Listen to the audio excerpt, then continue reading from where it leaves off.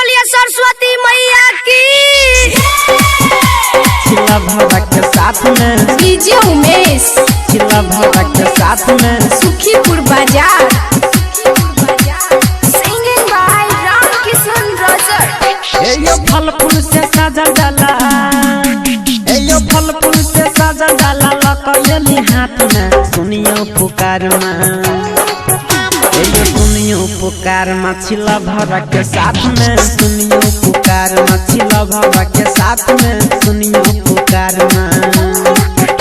यो फल फूल से सजल डाला, यो फल फूल से सजल डाला लकयली हाथ में सुनियो पुकार माँ, यो सुनियो पुकार माँ। चिल्ला भरा के साथ में सुनियो पुकार माँ, चिल्ला भरा के साथ में सुनियो पुकार माँ। प्रेम से बोलिए सरस्वती मैया की।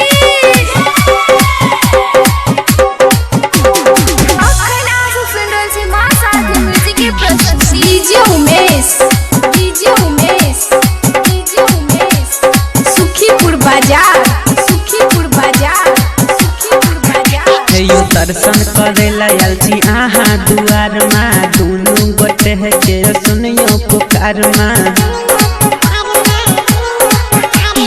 दर्शन करेला आयल छी आहा दुआर माँ, दुनू गोटे के सुनियो पुकार माँ। यो कहियो तो दर्शन दियो, यो कहियो तो दर्शन दियो पुस्तक के रूप में सुनियो पुकार माँ, यो सुनियो पुकार माँ। चिल्ला भरा के साथ में सुनियो पुकार माँ, चिल्ला भरा के साथ में सुनियो पुकार माँ।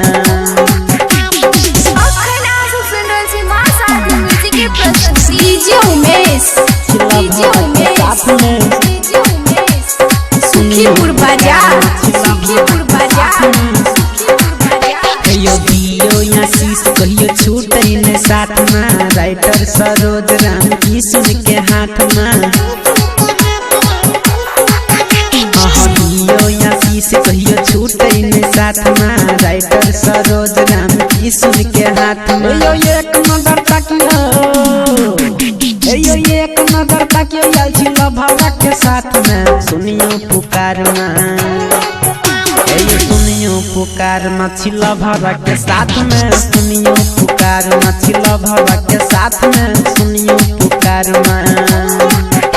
यो फल फूल से सजल डाला, यो फल फूल से सजल डाला लकयली हाथ में सुनियो पुकार माँ, यो सुनियो पुकार माँ। चिल्ला भरा के साथ में सुनियो पुकार माँ, चिल्ला भरा के साथ में सुनियो पुकार माँ।